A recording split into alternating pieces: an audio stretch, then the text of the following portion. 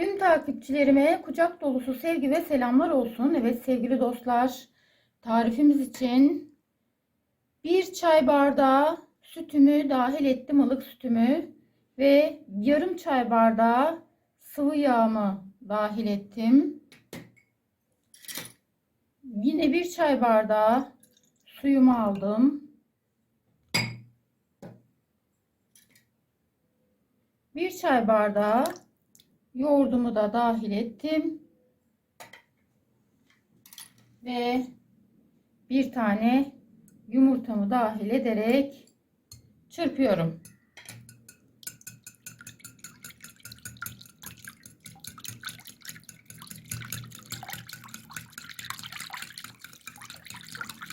Evet, kafi derecede çırptık. Yumurta tamamıyla karıştı. Şimdi unumu peyderpey alıyorum.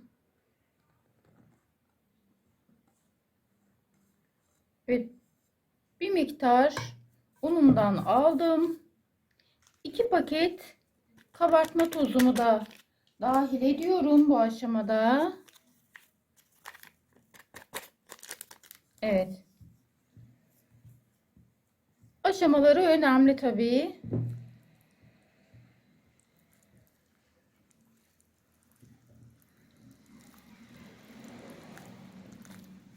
Şimdi bir miktar daha un dahil ediyorum.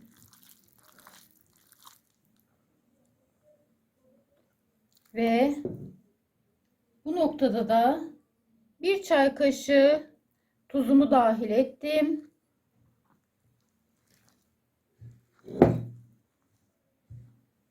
Hamurumu oluşturmaya devam ediyorum.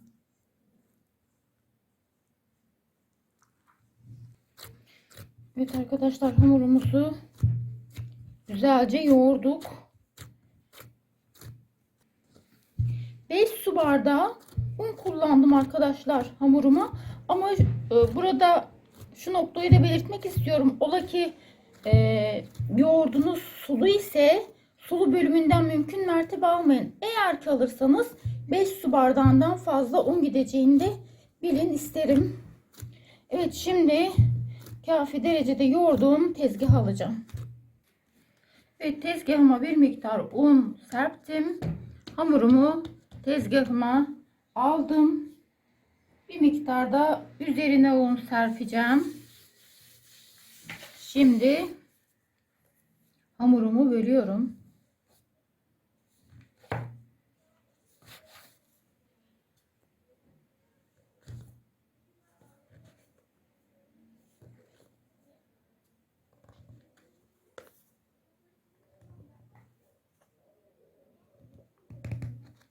Yani 8'e böldüm. Evet. Bezemi oluşturuyorum. Ben bu şekilde yapıyorum bezelerimi. Herkesin kendince bir tekniği var.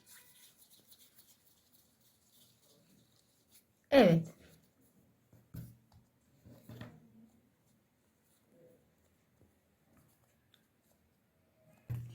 Evet, ilk bezemden açmaya başlıyorum. Bir miktar tezgahıma un aldım, bezemi aldım. Onun üzerine de bir miktar un aldım. Unla açıyoruz arkadaşlar. Açabildiğimiz kadar açıyoruz.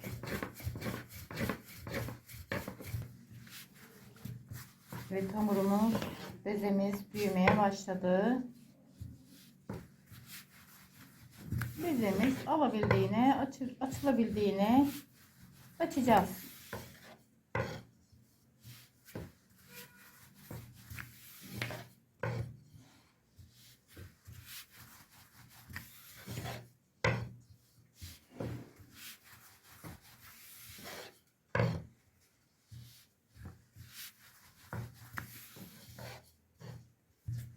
Ve tüm yufkalarımızı bu şekilde açılabildiği kadar açıp kenara alıyoruz arkadaşlar. Evet arkadaşlar, son bezemizi de açtık ve oda sıcaklığında erittiğimiz tereyağımızdan sürüyoruz. Her tarafına gelecek şekilde sürüyoruz. Evet, her tarafına oda sıcaklığında erimiş tereyağımızı sürdük. Şimdi diğer bezemizi, açtığımız bezemizi üzerine koyuyoruz. Hamurumuzu koyduk. Evet, ikinci katı oluşturduk. Şimdi onun da üzerine aynı şekilde oda sıcaklığında erittiğimiz tereyağımızdan sürüyoruz. Her tarafına sürüyoruz arkadaşlar. Evet, dördüncüsünü de koyduk. Her araya oda sıcaklığında erimiş tereyağından koyuyoruz. Evet. Dördüncüyü de koymuştuk. Buraya da oda sıcaklığında erimiş tereyağından sürüyoruz arkadaşlar. Evet, yağladık. Bir ucundan ortaya doğru katladık.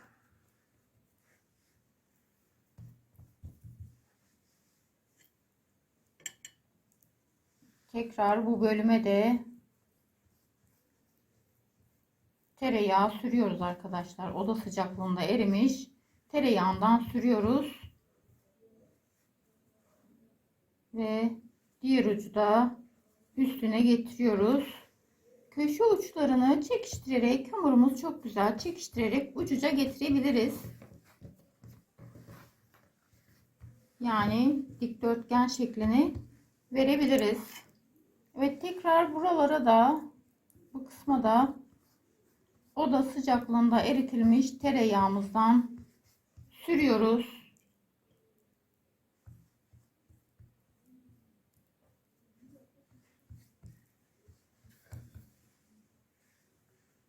Evet, onu da katladık.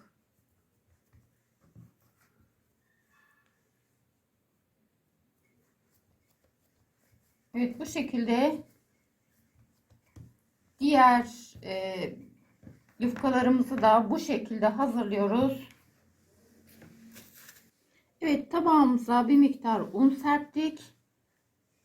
Hazırladığımız parçayı, dörtlü grubu üzerine koyduk. Üzerine kapatıp kenara alacağız. Tereyağı donuncaya kadar bekleyeceğiz. Evet arkadaşlar, hamurumuz dinlenirken biz iç malzememizi hazırlıyoruz. Bu arada 300 gram kıymamı tavama aldım, ateşe koydum. Evet arkadaşlar, kıymanın yağını çektik, suyunu çektirdik. Şimdi bir miktar yağ ekliyoruz. Bir soğanımız vardı, onu da doğradık. Bu aşamada onu da dahil ettik.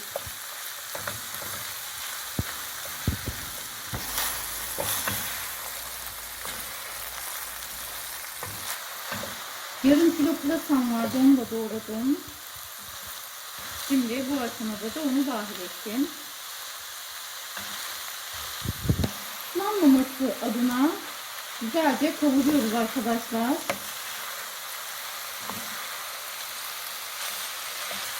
Evet, kısık ateşte değil, yüksek ateşte kavuruyoruz. Evet arkadaşlar, bir çorba kaşığı tatlı toz biber dahil ettim. Karabiber dahil ediyoruz. Ölçü size bağlı. Bir çay kaşığı, bir tatlı kaşığı dahil edebilirsiniz karabiberi. Ve bir tatlı kaşığı da tuz dahil edeceğim. Evet. Bir tatlı kaşığı tuzumuzu da dahil ettik. Evet, kafi derecede kavurduk. Şimdi ateşten alalım. Evet arkadaşlar, ilk hamurumuzdan başlıyoruz.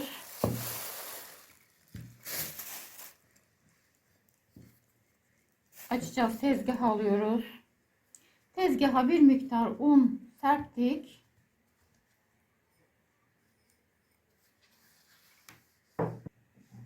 Üzerine de bir miktar un aldık. Bu şekilde açıyoruz arkadaşlar.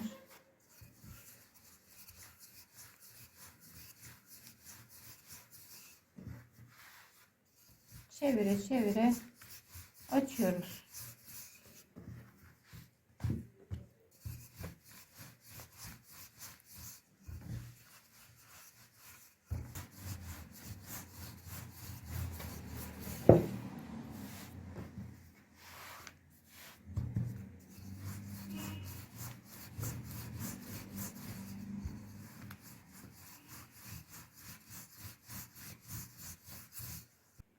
Evet arkadaşlar, dikdörtgen şeklinde açtık. Şimdi sıvı yağla her tarafını yağlıyoruz.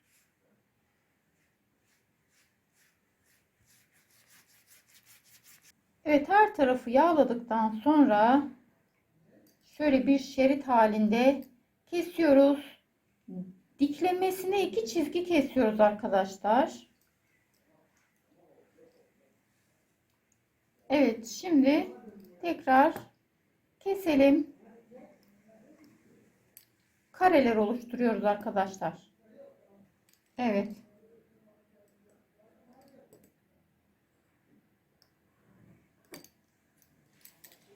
Evet, 4 parmak genişliğinde kesiyoruz ama büyüklük oranı sizin zevkinize kalmış. Ve şimdi iç harcımızdan ortalarına koyuyoruz. Ortalarına değil, pardon, bir kenarlarına koyuyoruz. Şöyle bir kenardan bir miktar koyuyoruz. Şahane bir börek. Deneyin, memnun kalacaksınız. Evet, bu şekilde sarıyoruz.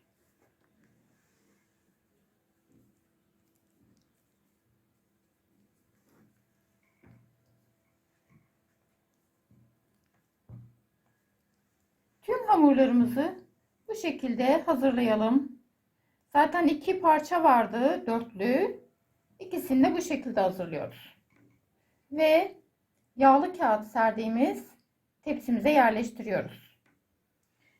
İç malzemesi olarak da istediğinizi kullanabilirsiniz. Ben bunu her türlü yaptım. Patatesli yaptım. Ispanaklı yaptım. Sade pırasalı, sade kıymalı. Her türlüsü çok güzel, emin olun. Gönül rahatlığıyla her türlü iç kullanabilirsiniz. Evet, hepsini tepsimize sıraladık. Şimdi üzerini sıvı yağla yağlıyoruz arkadaşlar. Sıvı yağ süreceğiz üzerine ama bu arada bu işleme başlamadan önce fırınımızı 180 dereceye ayarlayalım. Çünkü önceden ısıtılmış 180 derecede pişireceğiz. Evet arkadaşlar, fırından çıktı. Gördüğünüz gibi altı üstü enfes pişti. Şöyle bir açacağım. Bakın içine. Muhteşem güzel oldu. Evet, yapacak, yiyecek olanlara sağlıklı afiyet olsun. Keyfiniz hep yerinde olsun. Bizi izlemeye devam edin. Yeni tariflerimizden haberiniz olsun.